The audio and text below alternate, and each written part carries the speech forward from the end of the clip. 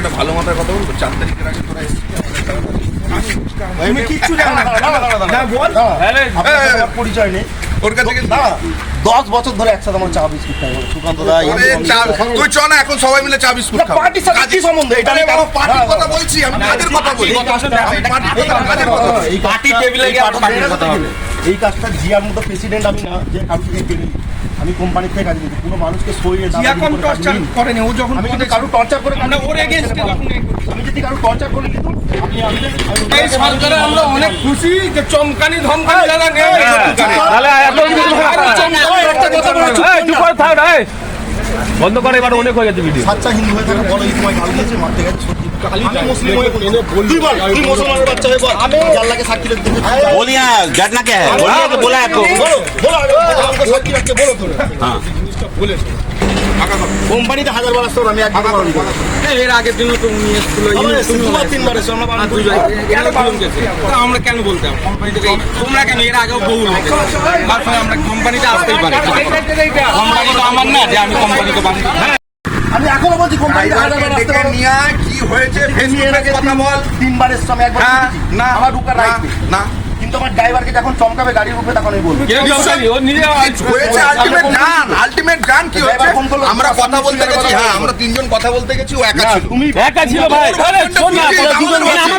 আমাদের কথাটা শোন, আমি কেমন তো দেখো প্রতিদিনের মতো এখানে কারখানায় অ্যাপোলো কারখানায় মাল তুলতে যাই আমি, কার্টুন স্ক্র্যাপ ওইসব কিনা বেচা করি।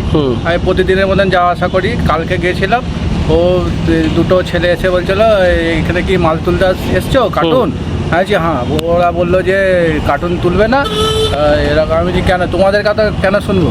আমি আমার ভ্যান্ডার আমার কোম্পানি যখন বলবে যে তুলবে না তখন তুলবো না, তোমরা কে বলার কে, এরকম বলেছি।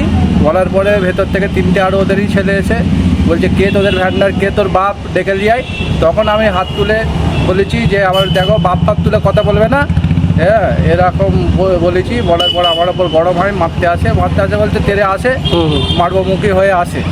এবার আমি অতটা এদের কিছু বলিনি। তারপর আমার ভ্যান্ডারকে জানায় যে এরকম ঝামেলা করছে, কাজ বন্ধ করতে বলেছে, ওই জন্য আমি লোডিং বন্ধ করে রেখেছি। এবার বাইরে ওরা বলা কওয়া করছিল যে তোদের আর কাজ চলবে না, আমরা আমাদের সরকার এসছে, এরকম বলা কওয়া করছিল। ওই জন্যে এবার সব কিছু জানানোর পর আমার ভ্যান্ডারকে বলেছি, ভ্যান্ডার এবার কী বলে না বলে দেখি। তারপর আমার তো গাড়ি ঘোড়া রাস্তাতে চলাফেরা করি, আমার একটা প্রাণের ঝুঁকি আছে, আমার পরিবার আছে। হ্যাঁ তুমি কি থানায় অভিযোগ করেছো? হ্যাঁ আমি কালকে থানায় একটা অভিযোগ করেছি। ওই জন্য আজকে আমি প্রেসকে ডেকে মিডিয়াকে ডেকে এটা বলেছি যাতে না ওরা রাস্তাঘাটে আমাকে কোনো ইয়ে করতে পারে। আচ্ছা ওরা কি মানে পরিচিত তোমার, মানে কখনো? না আমি ওদের চিনি না, দেখিনি কোনো দিন। এই কালকেই দেখেছি মাঝে মাঝে ওই ক্যামেরায় এইসব ফেরেসে দেখি ক্যামেরায় এইসব এরকম দেখি। ওদের চিনিও না, নামও জানি না। কী করে, কোনো দলখোল করে নাকি ওরা? না সেটা বলতে পারবো না কী দল করে, তবে বলছিল যে আমাদের ওরা নিজেরা কথা বলছিল যে আমাদের দল এসে গেছে, এবার আমরা কাজ করবো এরকম বলছিল। কী দল করে, বিজেপি করে কি টিএমসি করে কি সিপিএম করে আমি ওইসব জানি না। মানে ওদের সরকার এসছে, মানে বিজেপি সরকার এসছে, সেটা আমি বলতে পারবো না। তুমি এখন তাহলে কী চাইছো? তুমি তো অভিযোগ করেছো। হ্যাঁ অভিযোগ করেছি, আমি তো রাস্তায় গাড়ি ঘোড়া নিয়ে যাওয়া আসা করি, বাই চান্স কোনো দিন আমাকে গাড়ি রাস্তায় আটকে দিয়ে মারধর করতে পারে। আমার তো পরিবার আছে না, আমার কিছু হয়ে গেলে আমার পরিবারটাই কেঁদে। তোর নামটা বলো। আমার নাম সালমান মোল্লা। সম্পূর্ণ ভিত্তিহীন অভিযোগ। আমরা গতকাল 3টে সাড়ে 3টে নাগাদ দুর্গাপুর রোডের পাশে একটা ওয়্যার হাউস অ্যাপলোতে যাই। সেখানে গিয়ে ম্যানেজারের সাথে আমাদের কথাবার্তা চলছিল যে সেখানে স্ক্র্যাপ তোলা বা লেবার কন্ট্রাক্টের ব্যাপারে কি প্রসিডিওর আছে, কাজ করতে গেলে কি কি প্রয়োজন, কাগজপত্র কি কি প্রয়োজন। সেই সময় আমরা কথা বলছিলাম, তখন বাইরের একটা গাড়ি মাল লোডিংয়ের জন্য ঢোকে। আমি গিয়েছিলাম, আমার সাথে বিবেক ছিল এবং আমার সাথে ছিল মুন্না, আর নিচে ছিল মানে বাইরে ছিল অভিমন্যু আর মোহন। তার সাথে গাড়ির ড্রাইভারের কথাবার্তা হয়। আমরা যখন নিচে আসি তখন বলা হয় যে মোহনকে উদ্দেশ্য করে ড্রাইভার বলে যে এ নাকি আমায় উল্টোপাল্টা বলেছে, গাড়ি কেন ঢোকা হচ্ছে। সম্পূর্ণ ভিত্তিহীন অভিযোগ। আমরা সেখান থেকে বেরিয়ে যাই। আমরা বেরিয়ে গিয়ে আমরা লাক্সের কাছে যে ওয়্যার হাউস রয়েছে মোড়ের, সেই ওয়্যার হাউসের গেটে ঢুকি। প্রথমে যখন ঢুকতে যাই সিকিউরিটি আমাদের আটকায়, বলে যে কার সঙ্গে কথা বলতে চান। আমি বলি যে আমি ম্যানেজারের সাথে কথা বলবো, কাজের ব্যাপারে। এর আগেও আমি এসেছিলাম, তো ওনাকে যখন বললো ঠিক আছে আপনারা দুজন ঢুকুন, আমি আর বিবেক ঢুকি।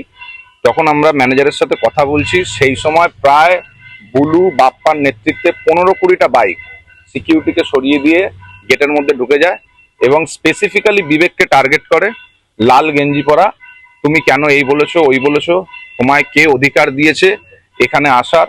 তখন আমি বলি কে অধিকার দিয়েছে মানে? এটা কি আমরা বাংলাদেশে আছি না পাকিস্তানে আছি?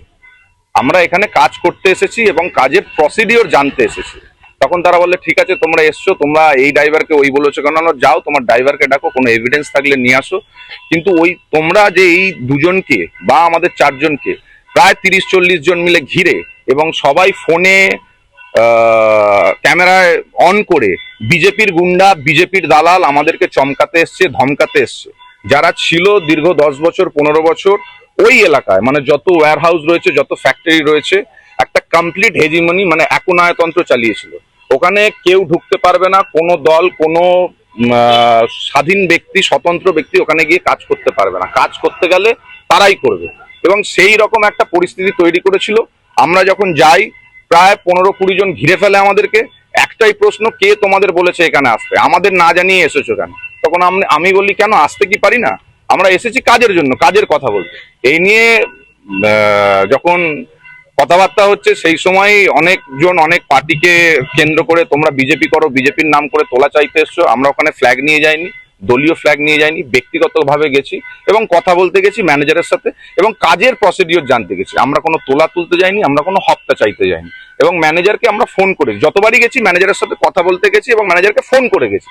সেই জায়গা থেকে এই বুলু বাপ্পা এবং তার নেতৃত্বে প্রায় 40-50 জন আমাদেরকে ঘিরে ধরে। আমাদের কাছেও এভিডেন্স রয়েছে বা ভিডিও রয়েছে। তখন অভিমন্যু ভিডিও করতে শুরু করে। আমি বলি এইটা তো উচিত নয়। থানাকে ফোন করা হয়, থানা বলে আমাদের ফোর্স বড়বাবু বলে আমরা ফোর্স পাঠাচ্ছি। তার মধ্যে আমি বলি দেখ যা হয়েছে হয়েছে, আমরা এখানে ঝগড়া ঝামেলা করতে আসিনি, তোলা চাইতে আসিনি। তখন ওরা বলে আমরা কাজ করছি, আমরাই কাজ করব, এখানে আমরা অন্য কারোকে কাজ করতে দেবো না। সেটা বলি সেটা আলোচনার মাধ্যমে মিউচুয়ালি আমরা ডিসকাস করতে পারি। কিন্তু পরে শুনলাম তারাই নাকি আবার এসে থানায় আমাদের নামে কমপ্লেন করেছে বা জিডি করেছে। তার জন্য আজকে আমরা এসেছি, আমরা ডানকুনি থানায় লিখিত কমপ্লেন করলাম। এই দুজন ব্যক্তি এবং তার সাথে যে দুজন ছিল মেন এবং তার সাথে যে 15-20 জন ছিল তাদের বিরুদ্ধে যেন আইনানুগ ব্যবস্থা নেওয়া হয়। একেবারেই নয়।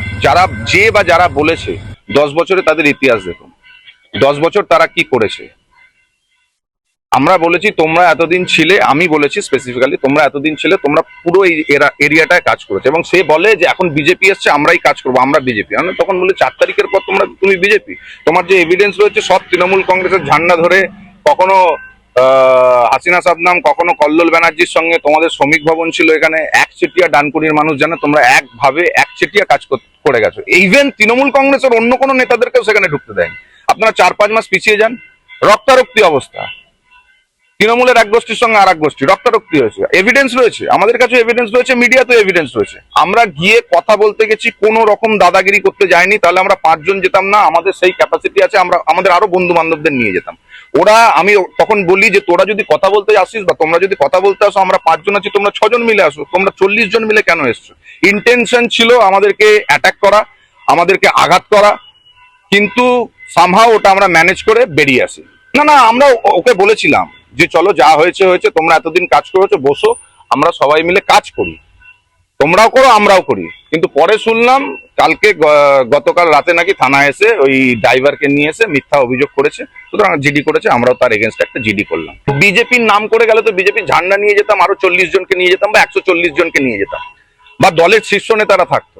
দলকে এগুলো সমর্থন করে না দলের নাম তো করে নিয়ে যায়নি। যারা বলছে, যারা অ্যালিগেশন দিচ্ছে বিজেপির নাম করে গেছি, তাদের হিস্ট্রিটা দেখুন না, তাদের হিস্ট্রিটা দেখুন।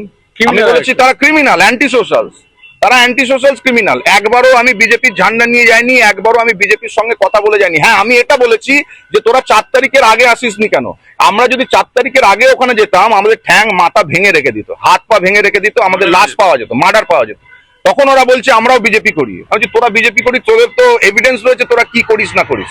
সেইটা আমি বলেছি। দেখ আমরা বিজেপি, আমি ঝান্ডা না নিয়ে গেলেও রঞ্জন বিশ্বাস যে বিজেপি করে এটা চণ্ডীতলার মানুষ জানে, ডানকুনির মানুষ জানে, সেই জন্যই এই অ্যালিগেশনটা দিচ্ছে। আর মেন অ্যালিগেশন দিচ্ছে রঞ্জন বিশ্বাস আর বিবেক আগরওয়ালের কাছে। ওকে একেবারে ফিজিক্যাল অ্যাটাকের জায়গায় চলে গিয়েছিল, যেভাবে ঘিরে নিয়েছিল। বাকি এই দুজন না ঢুকলে, আমরা যদি রেজিস্ট না করতাম, তাহলে কিন্তু দুর্ঘটনা ঘটে যেতে পারত। আমরা যেহেতু ভিডিও চালু করি ওই জন্য ওরা গায়ে হাত উনি আমাদের ভাবধারার সঙ্গে যুক্ত, কিন্তু সক্রিয় রাজনীতি করেন না। কিছু হয়নি, কেন ড্রাইভারকে ধমক দেওয়া হবো? ড্রাইভার, সিসিটিভি ক্যামেরা আছে, এভিডেন্স রয়েছে। হয়তো এটা বলা হয়ে থাকতে পারে, তুমি গাড়িটা এনেছো, আমাদের ওপরে কিছু লোকজন কাজ করতে গেছে, সেই অনুযায়ী আসুক, তারপর তুমি মালটা তুলবে। আমাদের গাড়ি আটকানোর কি আমাদের মোটিভ আছে নাকি? আমাদের কাছে পেপার আছে নাকি? আমরা কাজ চাইতে গেছি, জানতে গেছি, প্রসিডিওর জানতে গেছি। We are job seekers and they were criminals, anti socials.